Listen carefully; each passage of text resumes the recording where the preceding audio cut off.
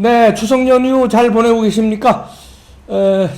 역시 추석 밥상에 여러 가지 이슈가 정치 이슈, 뭐 사회 혼란, 부정선거 여러 가지가 있겠습니다만 그래도 이제 내 집 마련의 꿈을 가지고 있는 사람들은 부동산 문제, 그 다음에 내 집을 가지고 있는 사람들도 도대체 이 부동산 세금 때문에 못 살겠다 이런 얘기가 밥상에 오를 텐데요. 그래서 전문가한테 전화 연결해 봅니다. 김진수 교수님이십니다. 안녕하십니까? 네, 안녕하십니까. 네. 김민수입니다. 네, 부동산 문제 전문가이신데요. 자, 지금 부동산이 그동안에 이제 특히 저 수도권, 특히 강남 지역을 중심으로 엄청 올랐어요. 전셋값도 오르고. 앞으로 자, 어떻게 더 오를 것인가? 이 추석 후에 금년 말, 내년 초 어떻게 더 오를 것인가? 좀 내릴 것인가? 이게 말하자면 관심사입니다. 어떻게 전망하십니까? 예. 정말 부동산 주택 시장이 네. 정말 패닉 상태에 그러니까요. 였죠. 특히 네.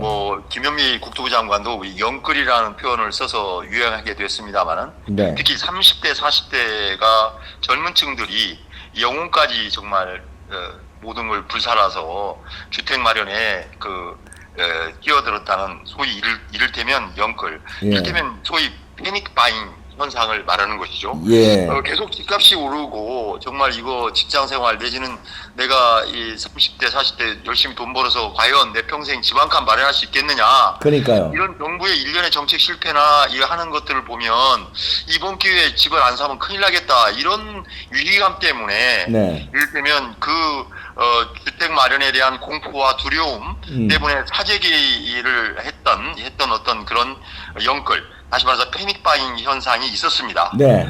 그러나 이제 최근 지난 7월과 8월이 지나면서 상당히 특히 거래량이 급감했습니다.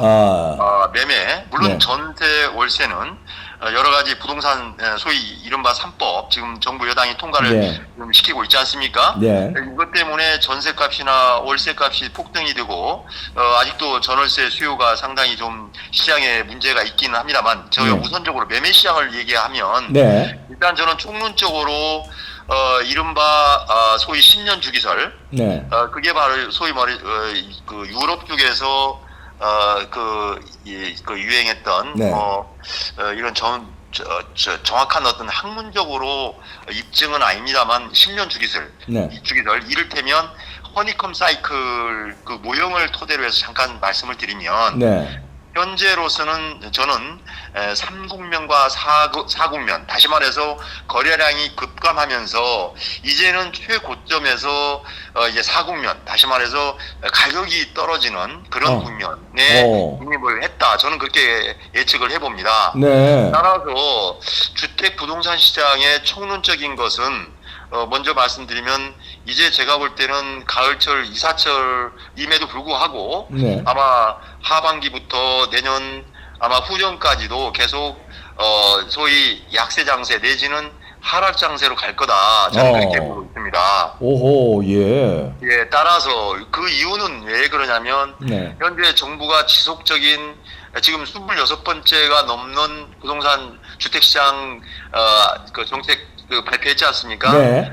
그게 되게 핵심적인 것은 취득세가 12%까지 최고점에 네. 12%까지 올리고 특히 양도소득세 중과라든가 그리고 특히 종부세도 많이 올렸습니다. 많이 올렸어요, 지금. 네. 그리고 더욱이 지금 이제 소위 베이비붐 세대들을 중심으로 한 이런 이 월급을 받거나 이런 그야말로 산업의 일꾼들이 네. 퇴직을 하게 됩니다. 네. 그래서 그들이 산 것은 되게 자기 자본으로 산 게 아니라 은행의 융자를 받아 샀거나 또 어떤 이들은 집을 이제 은퇴자들은 집을 월세나 뭐 전세를 가지고 살았는데 네. 이제 은행에 융자받은 그 이자를 또 내야 되고 또 생활을 해야 되는데 이렇게 은퇴자들이 연금이나 이런 것들이 특히 뭐 많다면 모르지만 상당히 취약하지 않습니까? 그렇죠. 거기서 연금에서 이자 띄고 못 띄고 하면 뭐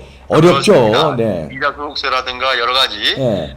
그런 걸 보면은 크게 생활비를 충당하기가 어렵습니다. 네. 그러니 이미 융자를 받아서 주택을 마련했던 분들은 거기에 이자를 납부해야 되는 것과 아. 생활비 충당 때문에 아마 불가피하게 주택을 처분할 수밖에 없는 그런 층들이 늘어날 거라고 저는 예측하고 있습니다. 아, 처분 안 되는 건 그 매물 시장에 나오니까 그렇습니다. 공급이 많아진다는 얘기가 되네요. 그렇습니다. 왜 그러냐면 뭐 다시 말씀드리지만 그러한 이자를 내야 되고 생활을 해야 되는데 이거 뭐 재산세라든가 또 이렇게 종합부동산세를 또 내야 되는 분들은 네. 자기가 이제 은행에 대출 받아서 계속 이런 세금 부담하기는 매우 어렵습니다. 더군다나 이렇게 요즘 뭐 융자가 이렇게 이제 그 용이하지 않지 않습니까? 네.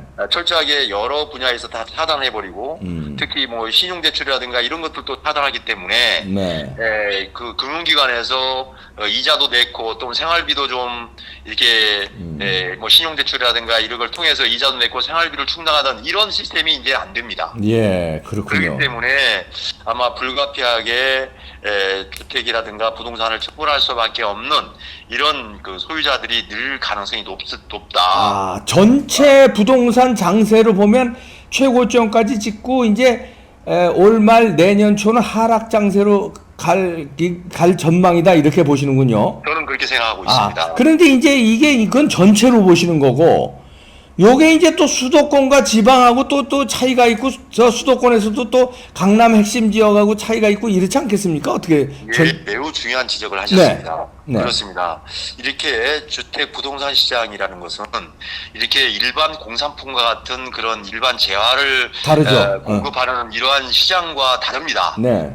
이 시간에 여러 차례 말씀드렸지만 이 부동산 주택 시장은 지역 시장입니다. 그렇죠. 어느 지역은 그러니까 전체적으로는 떨어지는데 어느 지역은 계속 오를 수밖에 없는 그런 지역도 있습니다. 그 반대로요. 반대로 지금 부동산이 전부 지금 올랐다고 그러는데 지방은 떨어진 데가 더 많아요, 사실. 그렇습니다. 네. 중요한 지적하셨습니다. 그렇습니다. 그렇듯이 네. 지역 시장입니다. 그래서 이 지금 앵커께서도 지적하신 것처럼 지금 서울 강남 지역이 가장 이제 그런 경쟁력 있는 시장이죠, 네. 사실은. 네. 그러나 전체적인 그 대세. 이를테면 대세적으로는 지금 하락 국면. 서울 강남 지역도 저는 약세 장세, 내지는 조정 장세. 다시 말해서 거래 가격이 어떻든 조정하는 그런 하락할 가능성이 저는 높다고 보는 겁니다. 따라서 저는 이제 전체적으로 장기적으로 본다면 역시 서울 강남 지역은 여러 가지 경제가 활성화되고 그리고 상황에 따라서는 또 이제 오를 가능성은 있는 지역인 건 분명합니다. 경쟁력이 있는 지역이죠. 네, 그렇죠. 예, 그렇기 때문에 그렇습니다. 그러나 전반적으로는 약세이고 그리고 특히 그렇다면 지금 어떻게 해야 되냐면 제가 볼 때는 소위 말해서 비교적으로 열등제라고 볼 수 있는 일비는 수도권 유유의 지방이라든가 그러니까 수도권 유유의 지방 도시도 그러니까 특별시나 광역시도의 구도심이나 원도심의 주택보다는 그 유곽에 있는 베드타운들의 아마 주택들 다시 말해서 그 아파트라든가 그런 뭐 연립주택이나 다세대 가구 이런 주택 가격이 떨어집니다. 유곽부터. 그러니 제가 볼 때는 지금 그런 데를 사서는 절대 안 되고요. 오히려 주택을 마련하시고 싶은 30, 40대 이런 분들은 좀 제가 볼 때는 시장을 지켜보면서 가능하면 이제 여러 가지 조정한 이후에 가능하면 서울 아니면 이제 지방의 경우도 구도심이나 원도심의 아파트나 단독주택. 저는 주택 유형도 아파트보다는 단독주택을 좀 신경 쓸 필요도 있다. 앞으로요 패턴이 단독주택이 더 경쟁력이 있어지나요? 그렇습니다. 제가 볼 때는 떨어지더라도 단독주택의 가격 조정은 좀 상당히 미미할 거라고 저는 예측하고 있습니다. 왜냐하면 주택 유형 중에서 단독주택이 많이 재개발이나 재건축을 통해서 많이 소진되어서 지금 뭐 전체 비율로 본다면 25%가 안 됩니다.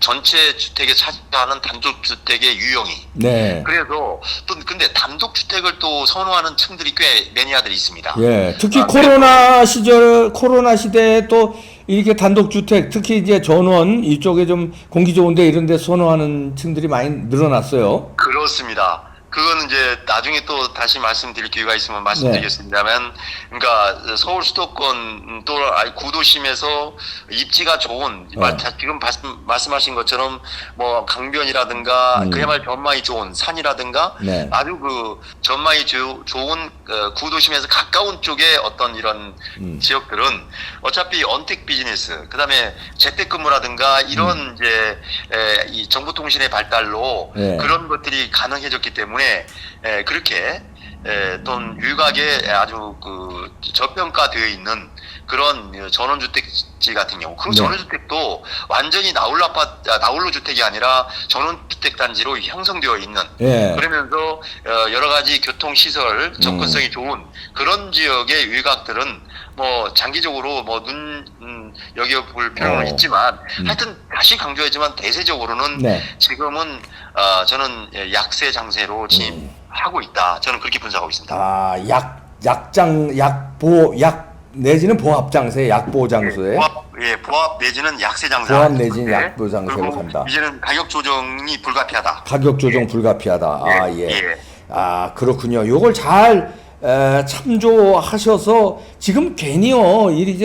이 김현미 장관, 저 문재인 정권 들어와서 그냥 부동산이 막 폭등을 하니까 마음들이 급해져가지고, 야, 지금 뭐 빚내서라도 지금 빨리 안 사면 이거 영원히 못 사는 거 아니냐? 이래가지고 막 무리한 투자를 많이 하고 있거든요. 그런 분들한테는 차라리 지금 약보합 장세니까 조금 더 기다렸다가 선택해라, 이런 충고가 조언이 가능하겠네요. 그렇습니다. 그야말로 공포와 두려움 때문에 사직에 나섰지 않았습니까? 네. 영끌 네. 이거는 아니다. 위험하다. 매우 위험하다. 위험하다. 그래서 특히 더군다나 우리 이제 산업의 아주 심장이라고 볼 수 있는 우리 3, 40대 우리 젊은 우리 특히 신혼부부라든가 사회초년생 이분들은 정말이지 너무 여기에 초조하거나 두려움 이런 걸 가져서는 안 됩니다. 전반적으로 지금 현재 경제 상황도 코로나 시대에 상당히 지금 마이너스 성장을 좀 다 전 세계적으로 예측하고 있지 않습니까? 네. 그러면서 이렇게 특히 이 고용 문제도 불안하고 그다음에 이런 전반적으로 경제가 안 좋습니다. 그렇기 때문에 특히 주택 부동산 시장이 조정을 받을 수밖에 없습니다. 아, 알겠습니다. 아이고, 우리 부동산 최고 전문가이신 김진수 교수님의 날카로운 분석이었습니다. 고맙습니다. 예, 고맙습니다. 네, 감사합니다. 네.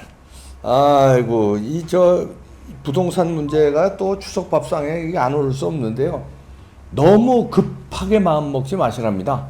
그냥 그러지 말고 조금 약보합 장세니까 이것도 물론 지역에 따라서 다르겠지만 조금 기다렸다가 지금 약세라니까 어떤 타이밍을 보시는 것도 괜찮을 듯 한다는 조언입니다.